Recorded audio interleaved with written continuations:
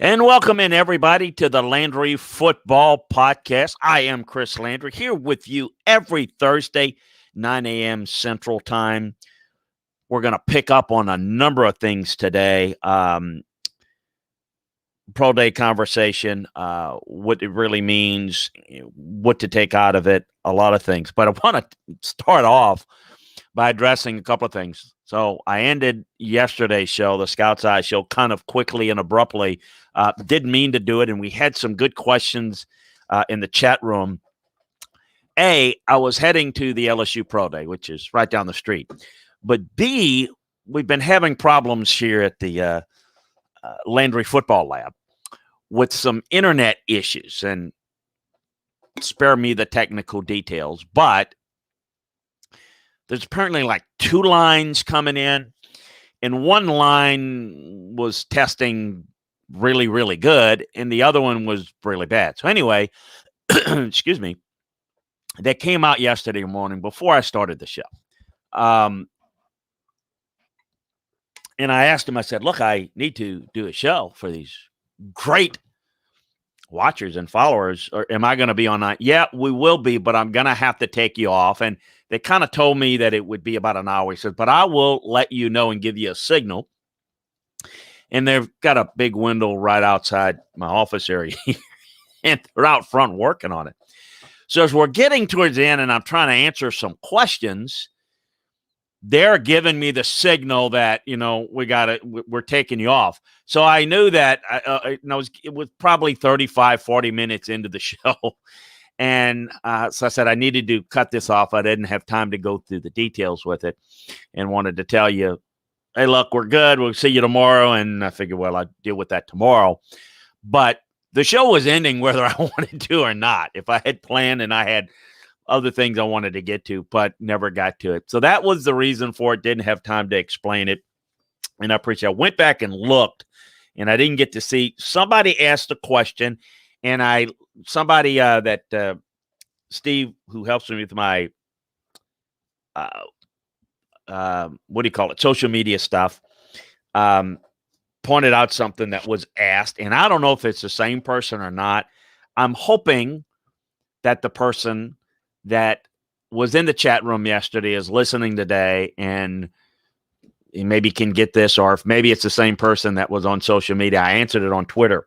It was a question about rankings of cornerbacks, the NFL rankings on LandryFootball.com. And I thank you so much for addressing it, because anytime something's not real clear, I want to make sure that people understand what it was. So there was a few players on a list of top overall corners that he was saying, well, these are backups. Why are they ranked this high? The reason is, and it was not labeled correctly, we've got to go in and make an adjustment. It's on me. I give it, and I've got to make sure that I check it a little bit better. When we grade players, we're not saying these are the best players. This is who graded out the best this past year. Obviously, players who play 600, 800 snaps in a year versus somebody that plays 50 snaps, you don't have an apples to apples comparison. So there's some guys, that were ranked really high that were backups, but graded very high relative to the snaps that they did have this past year. So it doesn't mean that they're the best corners. That was listed somewhere else. Overall, with a minimum amount of snaps. But we also we provide you a lot of details. I don't just tell you who the best are. We'll tell you the best slot corners are, who the best zone covers are, who's do the best job in situations. All important things to know in free agency and the draft, because when you're looking for certain things, you're looking for certain skill set for your scheme. Best overall is relative. It may be best overall in just some list, but that's not the best for certain teams. That's why we break it down into different categories. In the effort to do that, sometimes it may be a little bit confusing. So what you're seeing is guys that graded out very highly, not projecting them into the future, not graded out very highly on a minimum amount of snaps, a smaller amount of snaps. If you carry that out, You see that a lot. Sometimes, people look at it with a quarterback. Quarterback comes in, he plays great, mop-up duty, and wow, he graded out well. Well, he graded out well. He deserves credit for grading out well. To take that assumption, if you do so, and say this guy, because he graded out very, very well in this situation, means he's now the best quarterback in the league. Well, that's not accurate evaluation. It's an evaluation of what he did on film, realistically, but you've got to adjust it. We try to break it down into different areas and give the guys credit for what they did. So hopefully that explains that. But as I mentioned, to kind of hit a restart, this is the Landry Football Podcast, brought to you by the folks at Radio Influence. We're going to talk a little bit more about pro days, the origin of pro days, workouts in general. We're going to take your questions in the chat room. Any questions, bring them aboard. We're going to get them. The evolution of kind of the combine and the pro days and whatnot. Since we didn't have a combine this year, want to get into that. How the virtual meetings are going with players versus the personal ones that we're really involved in. So we've got that. Some news and notes inside LandryFootball.com that you want to check out about some of the pro days, about where some of the leanings are of what teams are thinking as they get into their starting soon their draft meetings. There is a new overtime rules concept that the Ravens are putting out. I'll tell you about it. Got a lot to get to. But again, as always, want to remind you that LandryFootball.com is where you want to go to get the most detailed inside information about the game of pro football, college football, scouting, coaching, you name it. We've got it all. We've got the first two rounds up on our horizontal draft board. So you want to know how many first-round grades, how many guys are graded in the elite level, how many guys are graded in that 6'9" category versus 6'5". We got that for you. How many total first-round grades? Got 24, actually, so you can see who they are. Got the second-round grades up. How many early second-round value? How many mid to late second-round value? You're going to begin to get a better visual. Wait a minute. Oh, look at those numbers. Start adding the numbers, and you start to see it. The light clicks on, and you start to see it like you're in a draft room. Okay, I get it. Mid-third round. There's second-round value on the board there. Mid-fifth round. Wow, there's third-round value. Maybe even 5'9" grade, high third-round value on the board. Starts to become clear to you. So we're doing it this way. I always try to figure out how to best present the information to our viewers, subscribers at LandryFootball.com and here. Obviously, it's too cumbersome, too much detail to go through every minutia here on this podcast, but we'll give you an overview of what you can get. So when you get to see the overall players, the overall numbers, it begins to make some sense to you, more sense than normal. So we think you're going to like that. If you're not yet a member of LandryFootball.com, do so today. So I tried to put just the first round up. Did that. So you get to see that. Then you see the second round, meaning you see the first round, then followed by the second round. And we'll have, by the end of the day, the third round, first round, second, third, and we'll get through the fourth round because that'll take you through numbers-wise. They're players that are enough to draft with guys with fourth-round grades and above. So, again, you don't grade players and say, this is a first rounder, a second round, or third. It's not how it works. You grade a player in that category. Is he an immediate starter? Is he a probable starter? Does he have a chance to make and contribute? And then you got two categories of that, the high and the low level in that group.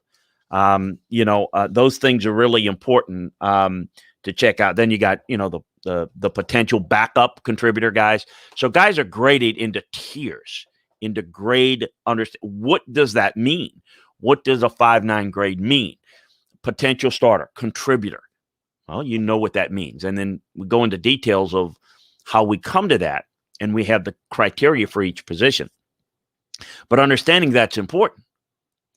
So you might have, in terms of immediate starters, you might have 15 players great in that category, 20, 25. You might have potential starters. You might have 20, 25, 30, 40, 50. You can't say, all right, well, this guy is really good. He fits into this category, but we got too many players to fit the numbers of the draft. That's not how it works. Guy is good enough or he's not. He fits into the category of he's not. That's how you determine the value of a pick. That's how you determine the value. First of all, you got to determine the value of the player. So we give you those breakpoints. There is nobody that has it like that. You will see lists of a top 100, top 50. That's useless. You think a guy that's ranked, 62 versus somebody that's ranked 42, you think there's a big difference. They may have the same grade. Yet this is where the false narrative comes out. Oh, I can't believe they took this guy. This guy that, first of all, you don't know how that particular team graded him, and they'll be determined whether they're right or wrong. But it's also about understanding that the grades are the same. And where you may go among players with equal grades, again, who's the cleaner medical, who you're more comfortable character-wise, who's a better, need fit for you, because the grades are the same. Don't factor need into the grading of the player. Factor the need into the selection of the player. Two different things completely. So there's trying to get you to understand and think of it like a front office, a scouting director will look at it and putting it. So check it all out at LandryFootball.com. We'll do the horizontal board first and make sure that you get that. And that is the one that people work off. And there, again, 32 different boards. I will have more first-round grades, more second-round grades, more third-round grades, more fourth-round grades than each individual team. Why? Because each individual team is doing their draft board for themselves. So certain players don't fit what they want in a corner, in a running back, in an offensive lineman. Zone blocking team is not going to have somebody that's a man blocking offensive lineman on their board. I have to, instead of doing 32 boards and confusing the hell out of folks, as I tend to do sometimes, I've got to put together a board that's everybody. So I put the value of everybody. Guys are great, man blocking, zone block. I'm going to put him where he belongs relative to the style that he plays and to the team that he would fit. Okay, but that's universal. That's not for everybody. That's not going to be, my team didn't take your guy that was ranked 23rd, Chris. What the hell are they doing? Okay, it's not a fit for them. Wouldn't be somebody that they would have ranked that high. But that's giving you an overall understanding and an overall league board is something that people don't explain enough. And it's why, quote unquote, these people that grade that don't understand that. They've never operated a draft and never really been on the road as a scout. They just gather information. So check all of that out at LandryFootball.com. Take advantage of our scouting season offer now. Been to a few pro days recently, as I mentioned yesterday on yesterday's Scouts Eye show that I do on Landry Football. The pro days are taking on not a different meaning this year, but a different level of importance in that it is every season, post-football playing season, there is a need to get as much information as you can on the players. Medical, character, workout, tangibles, intangibles. A lot of unearthing of information. We do that a lot at the All-Star games, and we certainly do it a lot at the Combine. As you know, we did not have a Combine this year. So the pro days, or multiple pro days, even at same schools, are allowing us to get there and gather the same information, put in a little different format to school. Everybody's having to do it. So it's not like somebody has an advantage over the other, does not. But what it is, it's a different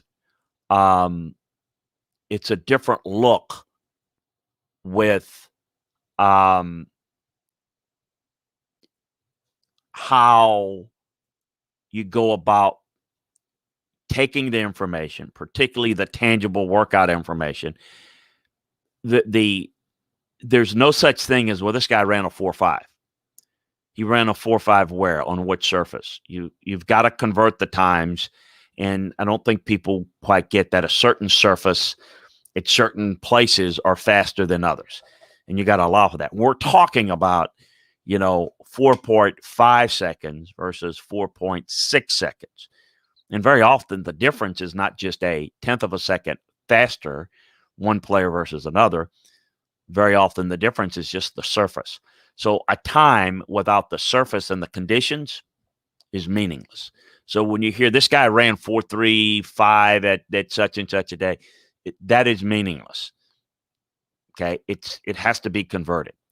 And so why do we do the workouts? Why don't we just look at them on film and say this guy's fast? Well, we do. The film and the speed and the strength and the quickness on film is absolutely what we ascertain on film and in person watching games. But it is relative to who they're doing it against. A guy will always say, a receiver that runs 4.7 and a corner that runs 4.72, neither one which are capable of playing in the league. We're not going to be fast enough. That receiver is going to fly by the corner. It's going to look, wow, he's fast. He's not fast. He's fast relative to that guy. Remember, everything that we do with the scouting process is projecting onto the next level. So the speed relative, the game speed is different than track speed, no doubt. Some guys can run a faster time that's no doubt. But this is why we don't live off the times and the workout numbers. We combine it what we see on film, and it has to marry up. It's the 10% of the time when the workout and the film doesn't match up that you got to do more work. Why? But understand it's why it's so important when you're scouting.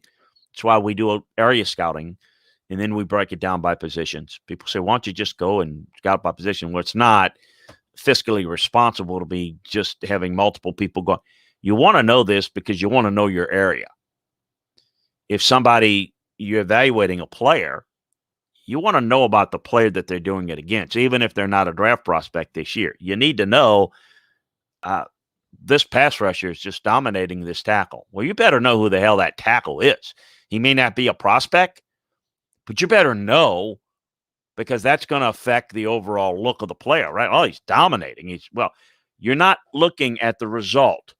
How many sacks he got? How many yards? How many those are all numbers. Okay, the numbers are not going to translate unless the skill set translates. And so when you're looking at a pass rusher, you're looking at the get off, you're looking at the speed, you're looking at the balance, you're looking at the change of direction, you're looking at the closing finish, you're looking at the initial quickness, you're looking at the hand speed and foot speed, you're looking at the ability to be able to get off of blocks, arm length, extensions. All those things are things that are going to tell you the likelihood of them projecting from one level to the next, high school to college, college to the NFL.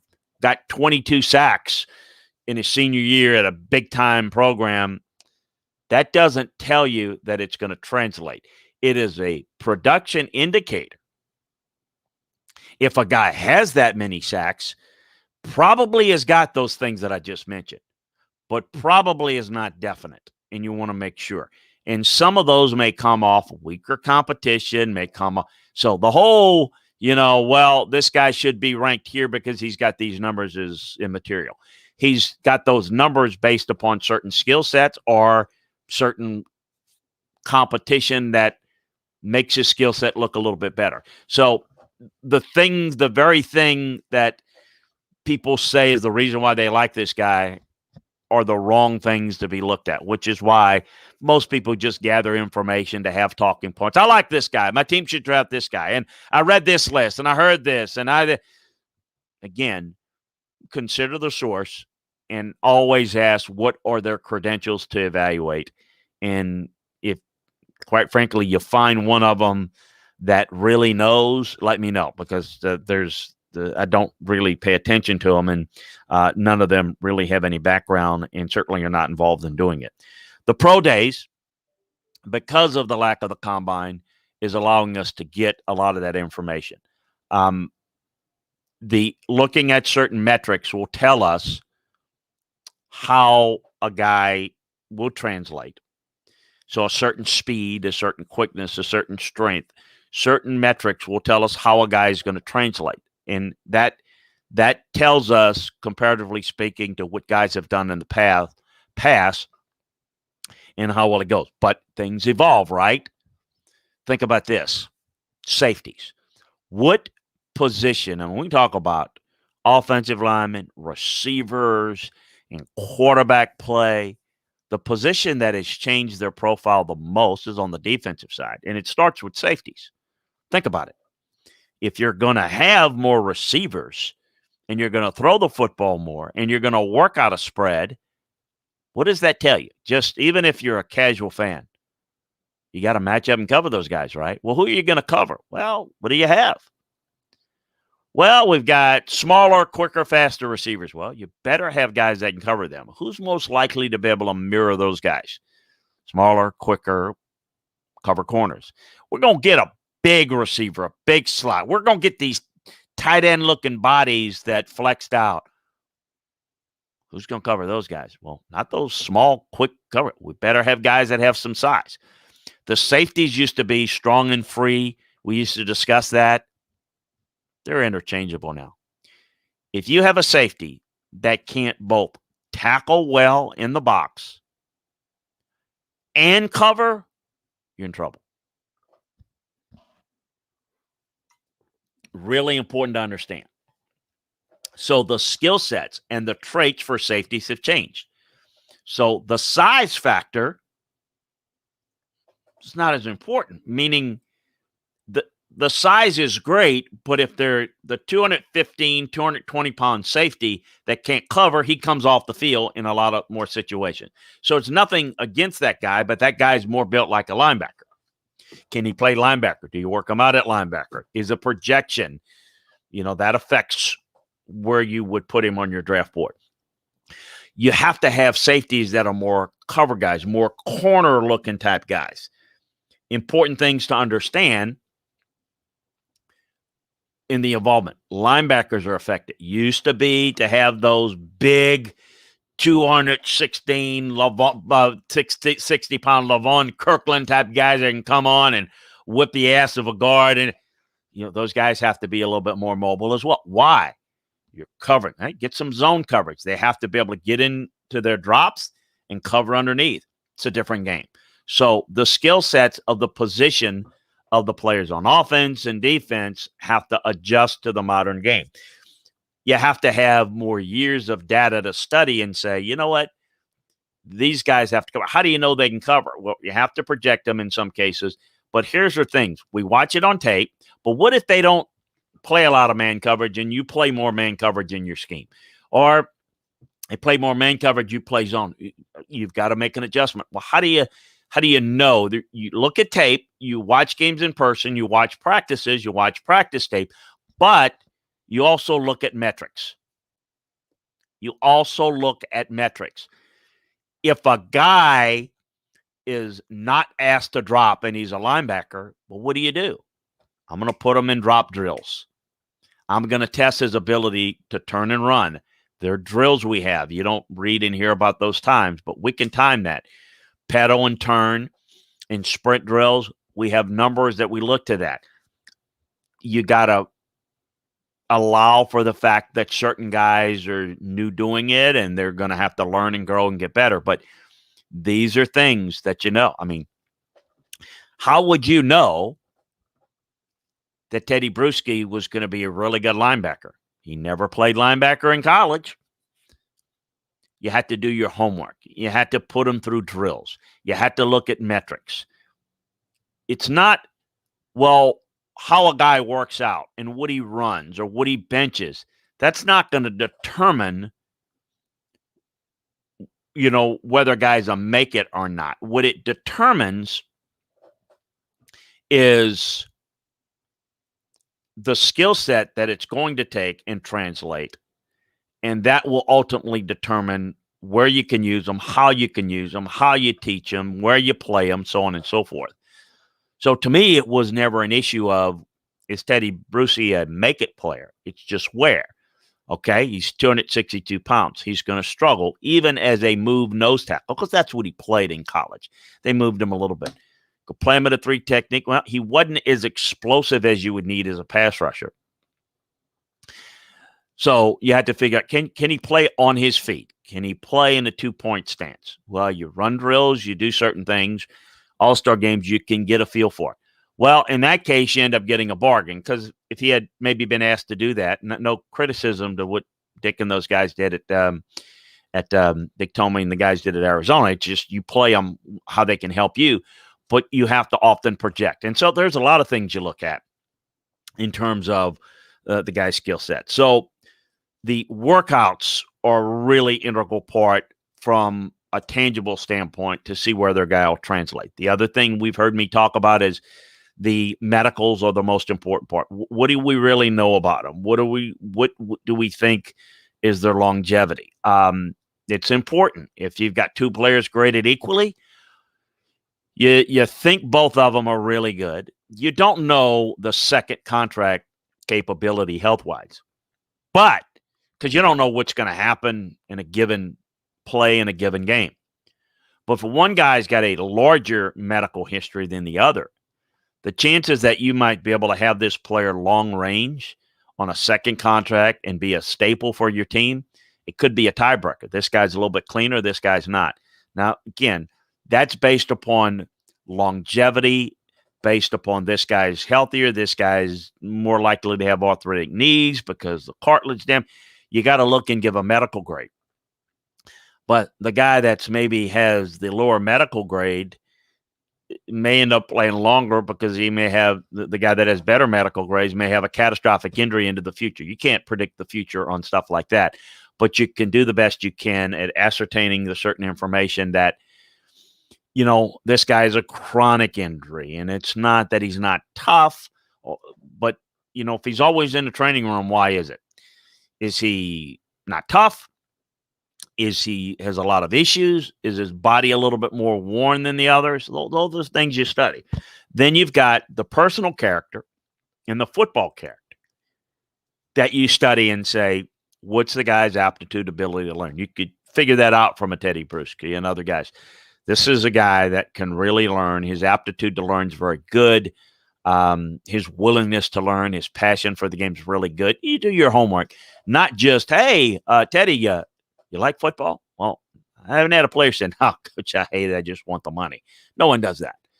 You ask questions that are indicators that they don't really know what you're asking, but you're getting information about their desire of football, their desire of to learn what they learn. Look, how much they know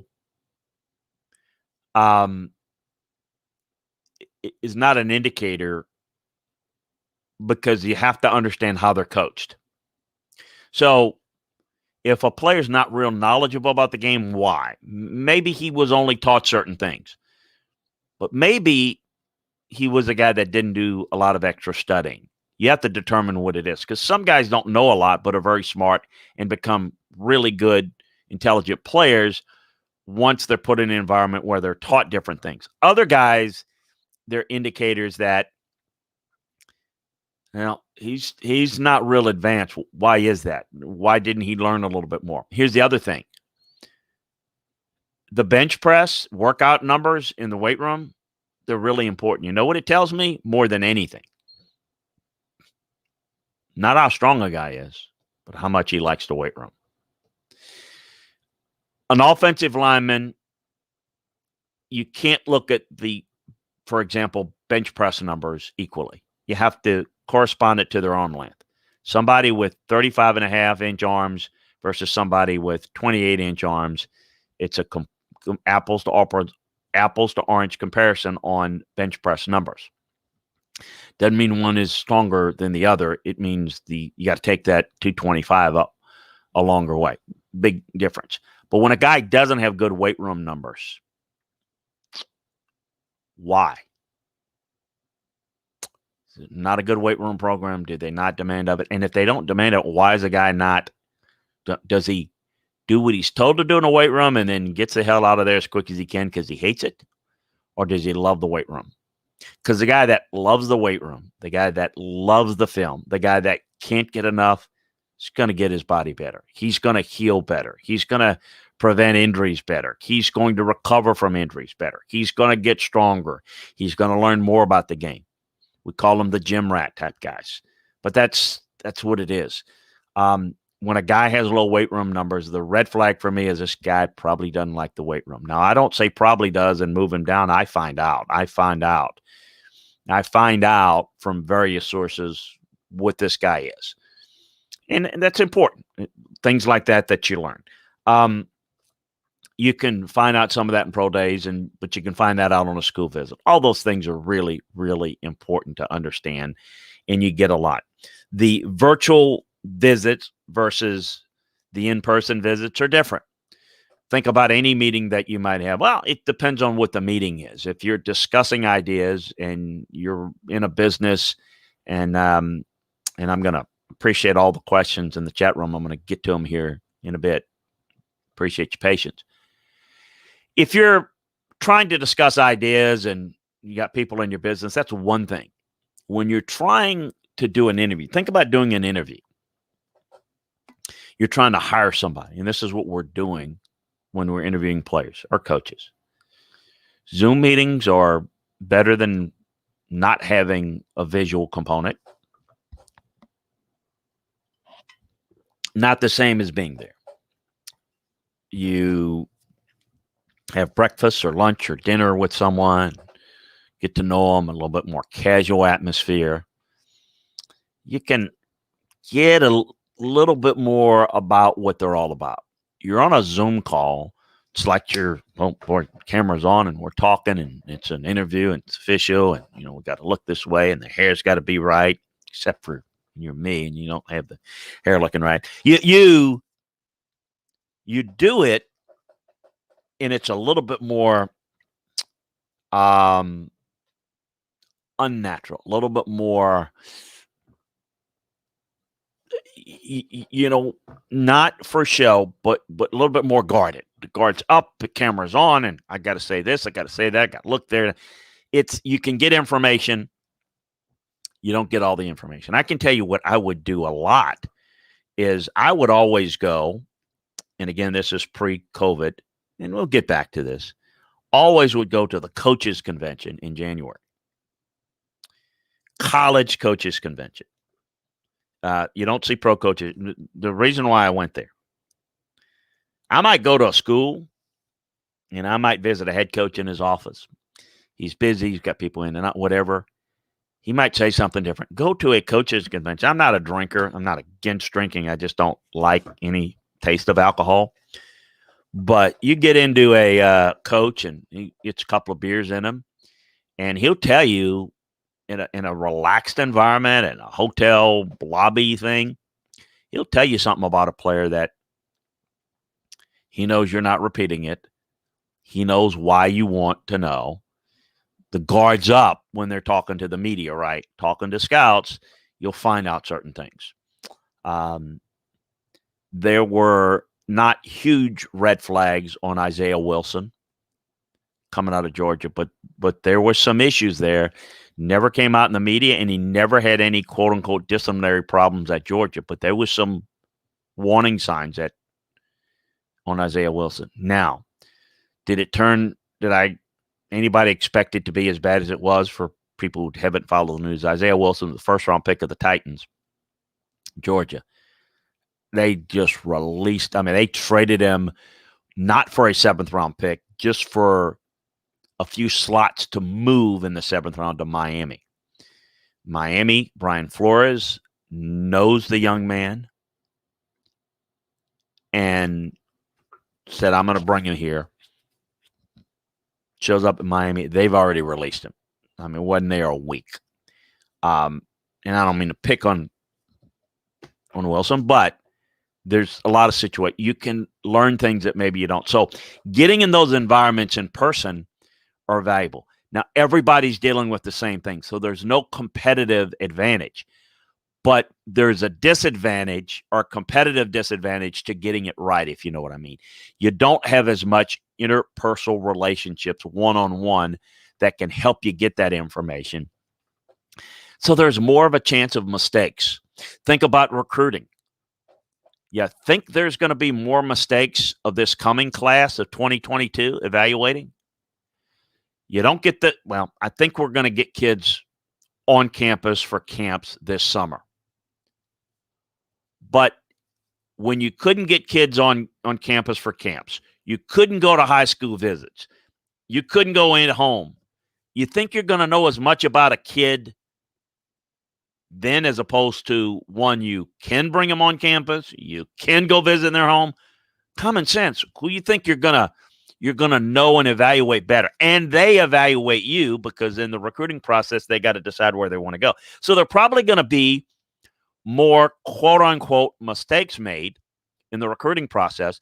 They're probably going to be more mistakes made in the information gathering process of scouting that's directly correlated to the lack of interpersonal touch. So the evolution of the combine and the getting this all together was due to the fact that we used to have,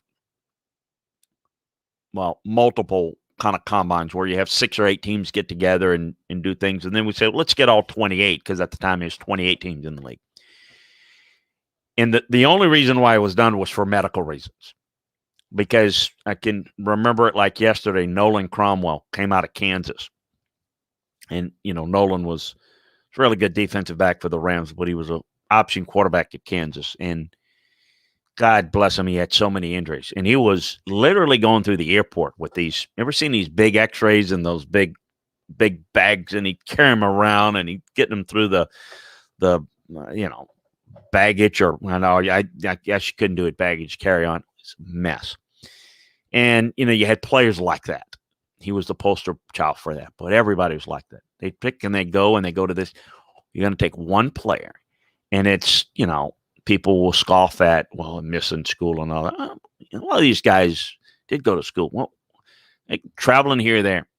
Let's do this. Let's have a weekend at one spot. Of course, it was in Phoenix and Tampa and New Orleans all one year. Then we settled on Indianapolis. And it's been there ever since. And this past year was the only year we didn't have it. Get them in there. Everybody do their medicals. All the medical people come in one location. We get all the information. We disperse it. Anybody that has a medical issue at the time of the combine, recovering from a knee injury, a shoulder injury, they get rechecked in April, 10 to 14 days prior to the draft, to see how the progress has gone. It's getting better. It's cleared, whatever the case may be. That was 100% of the reason for the combine. There was nothing done but that. We also measure and weigh them. So we always want to know, because that's part of health. You go to the doctor, I don't know if they measure anymore, but they always get you weight when you go to the doctor, right? It's important. And we do the drug tests and all that. It was only then that we said, we got them here. Let's put them, we're going to do that, but we're going to put them through a drill. We're going to put them, through bench press them. We're going to run a couple of drills. And then it went to this and that. Well, let's keep them a little longer. Let's interview them. And of course, what the combine is like now. So now we're trying to replicate that from the pro day standpoint. Don't get caught up in the hype of this guy's moving up or down draft boards because of pro days. It's not how it works. It's an information gathering process. Each player is like a puzzle, and the film is worth the majority of the puzzle, but you got some other end pieces and middle pieces that need to be put together: the medical, the character, the interviews, the tangible workout numbers that can tell us how he's most likely to trend late. All those things in medical, not just healthy or not now, or whatever, but testing of his eyes, eye strength. We do tests to where you can see peripheral vision and things like that. Hearing, believe it or not, all those things, the learning test. Why do we do the Wonderlic? Well, we do other tests, but Wonderlic helps determine the ability to read and comprehend quickly. That's all it does. It doesn't measure intelligence. It measures a certain way of learning. If a guy doesn't test well there, it doesn't mean he's not smart. It just means that, okay, I've many times read the questions to the player. I mean, so what it does is doesn't move a player up or down. It just says, look, this guy is going to need to be taught this way. This guy has an issue here. He might need context. He might need some work done with his hearing. All those things are important. They're done in school, right, for kids. This thing is very exact. So you learn as much as you can. I had a player one time I worked out, and it was I don't know why this sounds like a Kansas segment. It was a kid at Kansas. He was a corner at Kansas. And he could, I throw balls, and he could turn, and he could catch the ball. He could see it over his right shoulder. Over the left shoulder, he missed every one. The reason, he had a really weak, lazy left eye. And so he couldn't track the ball as well. So he'd think the ball was here and it was there. He couldn't pick it up quick enough. It's important. It's important. I remember when we had some folks at Major League Baseball when I was running the combine come in, and one of the things they got out of what we did was the visual acuity test that we did, and that's grown by leaps and bounds, and that was really beneficial for them because obviously seeing the ball out of the hands of the pitcher is just so important to being able to be a good hitter, right? I mean, the quicker you can pick up what it's going to be. I mean, I know Ted Williams used to always say he could see the stitches on the ball. And he could, if you have that good a vision, you don't have good vision, I don't know how you're going to be a good hitter. I mean, you're guessing, and guessing is not going to be a good way to do it. Well, there is, not talked about enough, but being a good receiver, being a good defender, seeing the ball and playing the ball, you better be able to see it, visually see it, and have good vision.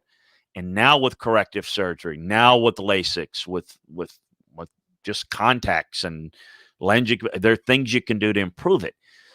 So maybe things in the past that might downgrade a player, it doesn't downgrade him. It just identifies a problem that you would think would have been uncovered in college, but it doesn't always do it. Garrison Hearst, when he came out of Georgia, we discovered he had no ACL in his left knee. Never had a knee injury. No one ever went into the knee. No one ever did an MRI on the knee or an X-ray on the knee because he never had a problem on the knee. But we do an X-ray and MRI on everything. He didn't have an ACL. Well, what does it mean? So he's not injured. It doesn't affect his play. No, it didn't affect his play. But if you don't have a ligament, it's bone on bone. It is like you got a problem in the house, right?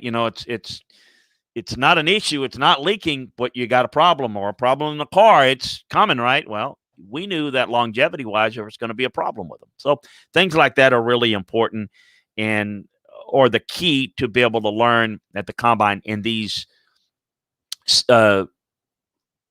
semi-combines that we're having are going to get a lot of this information. But the pro day stuff is about information gathering.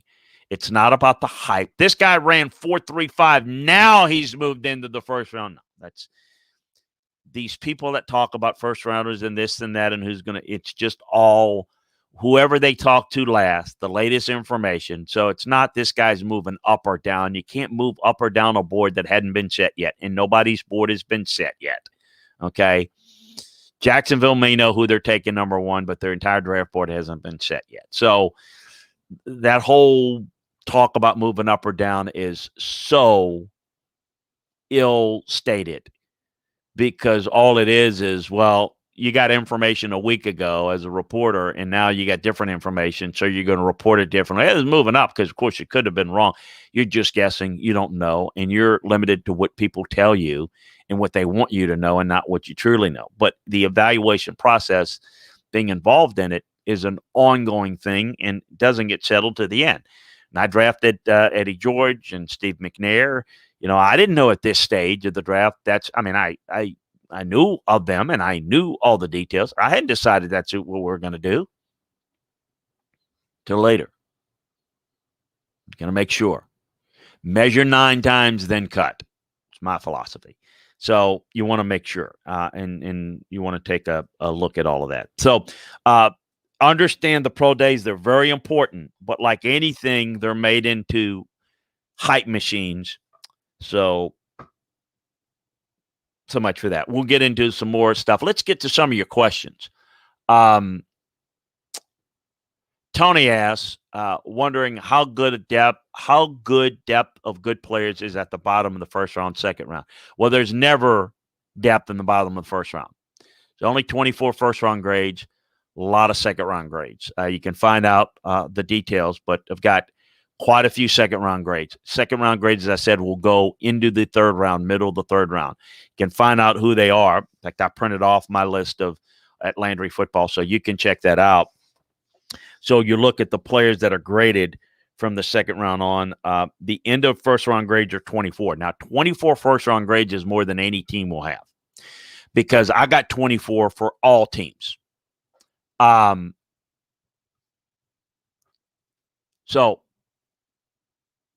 the thing is to look at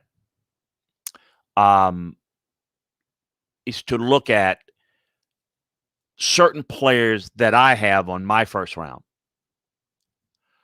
are not going to be a fit for every team. So I have to put it for any possible team. So that's why I'm going to have a little bit more. Let's switch down to the bottom. Nola Jack, I addressed this earlier. I appreciate you. I don't know if it was you that sent in a tweet and I just got it. I've been busy with pro days and I addressed this earlier in the show. I'll address it again. He says on your NFL overall cornerback grades, a cornerback from and Ken Crawley from the same. Oh, you're talking about Tampa, yeah. It was been on and off the roster. They're both backups. I know I'm missing something. Yeah, I explained that, and I appreciate you addressing it because if you're not clear on it, then I didn't do a good enough job of explaining it. And I always need to be called out on that because the assumption that somebody understands is that's a bad job of coaching. Okay, don't assume. I explained it earlier. Quickly again, those grades are graded. Corners that graded out, not who the best corners are, but how they graded out this past year, regardless of the number of snaps. Those guys had a small number of snaps relative to other players. If they had played a larger number of snaps, my projection is they would not have graded out as well. But you can't assume you grade what was there. So their grades was, and it should have been clearly identified, without regard to a minimum number of snaps. The overall grades of corners based on a minimum number of snaps is different. So those are not – Ken Crawley's not one of the 4 best corners, but he graded out as one of the best per – you can't take away how he graded in the snaps that he graded out. But because he didn't play out a long extended period, and I used the example earlier, if you look at, I don't know, remember Matt, you're a Louisiana guy. Remember Matt Flynn and he played 1 game for Green Bay 1 year? Well, he played a couple of snaps, but he played and he was phenomenal in that game. And he got a big contract with Seattle. In fact, that's who Seattle signed, and then they drafted Samuel Russell Wilson, and they gave Matt Flynn a big-time contract. Well, Matt Flynn looked great in 1 game, but over a larger sample size, not the same. You can look at it with whether it's Ryan Fitzpatrick or people like that. Looking over the larger sample size will maybe expose a player's weakness. But you have to grade what is, and this takes out the subjectivity out of it. How did a guy grade? And so I appreciate you doing that. I left out the TV cornerback, Tampa Bay corner. Yeah, Tampa corner. So hopefully that explains to you. That's based upon all the snaps that they had, regardless of snaps. So appreciate you doing that. Appreciate you mentioning that, because if you had a question, probably somebody else did. And if you hadn't brought it up, I would have noticed that that's a bad job of, I'm not editing, but I'm responsible for what's on there. So even though I didn't edit the thing, make sure you understand that. Rich Coach says, how were pro days back in the 80s and 90s compared to now? Well, we didn't have a lot of pro days. In the 80s, we didn't have many. Pro days began to become more in vogue when agents of players decided we're not going to work out at the combine. Most of the guys worked out at the combine, very few didn't. And there were circumstances, injuries that contributed to it. Well, you had pro days, and then other agents said, we're not going to work. My guy's going to work at his pro days. We're going to control it. School's going to run it. I'm going to run a special pro day for my guy. And so so basically pro days were not what they are now. Now they're a little bit more elaborate and more important because a player didn't work out at Indy. So again, this year, no one worked out at Indy, so it's different this year. But to your point, you didn't have that. I've always said that what we should do is to force more players to work out at Indy, we should move the combine back closer to the start of the draft and not allow any pro days. You have to have a special pro day administered by the league, and no one can have a pro day unless they're by the medical staff at the combine deemed not able to work out. And then for guys that are not able to work out, we'll put a workout day a week, 10 days prior to the draft, corresponding with the recheck physicals, which I don't know if people know this. There's actually, in normal years, a recheck physical in Indy. There's no workouts. It's just a medical recheck. We could work them out a week prior to the draft. And maybe there's 20 guys that couldn't work out at the combine. An excuse for medical work them out then. Then you would eliminate pro days. What it does is would force them to work out more. You would basically disallow pro days. And I think that would be a good thing. I think a player should work out at the combine. That's that. Everybody's there. The problem with your pro day is you got the same pro day, and you got LSU and Notre Dame and Washington with the pro days on the same day, and you got prospects. Washington's got 2 high prospects. Notre Dame's got prospects all across the offensive line. LSU's got there's no way everybody at all the teams could be at now this year again. I'm not talking about not this year, normal years. Everybody can't be there. You have to split it up. At the combine, everybody's there. This year, if you don't know, only 3 people, representatives per team, can be at the pro day because of COVID issue. So it's what's changed over the years. Do you think there'll be a shift back to the run game in another decade? I don't think it's going to be another decade. The shifts, there's no shift. There's gradual movements in football, in coaching. So you actually see it in some cases. You see the Titans run it. You see the Ravens run it. It's there. Some people do it. You'll see more people do it. So the way it works is, all right, look, this is why the tight ends or the receiving tight ends are such a factor. You're going to have big guys. You're going to have matchups. Guess what? We don't know based upon this really good tight end whether we're going to run or we're going to throw. We want to get you small so you're covering all these guys in the spread formation. We're going to run against your small defense. You see gradual, but it's not like you wake up and boom, it's over. It's going to be a gradual thing, but you see certain teams do it. So you absolutely, football evolves and goes, and it just, you constantly try to do things a little different. We had option football, right, where it was all run. You know what the zone read is option football with a built-in pass game, with what is considered in illegal blocking because it's not a run, it's not a pass, it's an option. But the option back in the day was the triple option. It was run. You might be able to pull it down and throw it. But now the zone read is option football, just with a pass. So it evolves. It's different, and you will see things like that. Do any of the international players have a good chance of getting drafted? Yeah, you always have players that are in a position to get drafted. Canadian players in other countries, the level of competition is difficult. But depending on the situation, you saw Minnesota really overdraft the German receiver a couple of years ago. You got to be careful with that because their level of football, they're so much at a disadvantage from a development standpoint. you got to be ready to some degree in the NFL, and it's hard to get guys ready. What was Richards? What were your scouting evaluation of David Fulcher out of Arizona? He was a typical big, strong safety, in the box strong safety. Will Wolford out of Vanderbilt had left tackle feet, was a really good guard. Chip Lowmiller out of Minnesota was a really good player, good kicker. Herman Moore was one of those big receivers in Detroit. Before the Calvin Johnson days, they've had a history of it. And then Nola Jack asked his questions. And again, appreciate you doing that. And by the way, if anybody's got a question, the best way to reach me is go to the website, LandryFootball.com, and hit contact Chris and send me an email. And I'll usually get that quicker.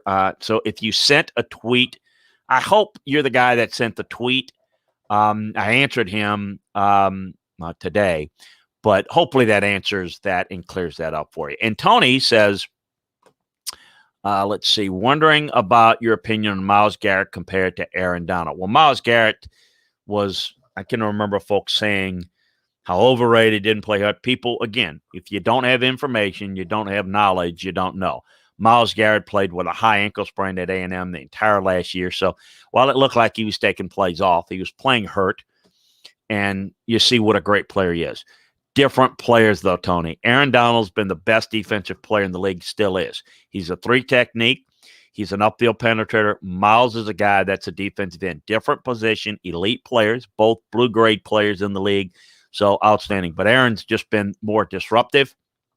Guys that can penetrate and dominate from a 3 technique and inside are a little bit more disruptive in that type of system. Now, if you're a 2-gap front, then the defensive end is going to have more of an impact of being evasive and affecting the quarterback. But Aaron Donald affects so much. He affects the blocking scheme. The biggest difference is that Aaron Donald has moved all across the formation. So in addition to Aaron being great, you don't know where he's going to line up. You got to be prepared for him to line up. There's a shade technique, a 1 technique, a 3 technique, sometimes a 5 technique. Myles moves, but not nearly as much. Both great players. It was a great pick by the Browns, and I think your Browns have got a really good team, and they're not quite done. They're still trying to see if they can't get Jadeveon Clowney in for the right price. We'll see if they do that. That's a very impressive defense, and you start to look at some of the issues. The Steelers are needing to replace their offensive line. The Ravens are still good. Cincinnati's needs to rebuild. By the way, Cincinnati's trying to figure out at 5. I think teams like the Falcons at 4, the Bengals at 5, and the Dolphins at 6 are in great position to get maybe their best player on their draft board. Well, assuming that Trevor Lawrence is number 1 on maybe everybody's draft board, the first or the second player on their draft board, meaning if you're the Falcons, the Bengals, or the Dolphins, you may get the first, second, or third player on your draft board at your spot. Now, particularly a Falcon. So you got Penei Sewell, you got a Kyle Pitts type player, a Jamar Chase type player.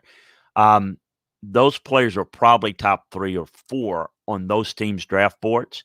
And you're going to get one of them. Why? Because of the, as it always is, teams moving up for the quarterback. Now, we don't know definitely what they're going to do. I think we know what the Jets are going to do at 2, and probably what the Niners are going to do at 3. So we could see quarterback.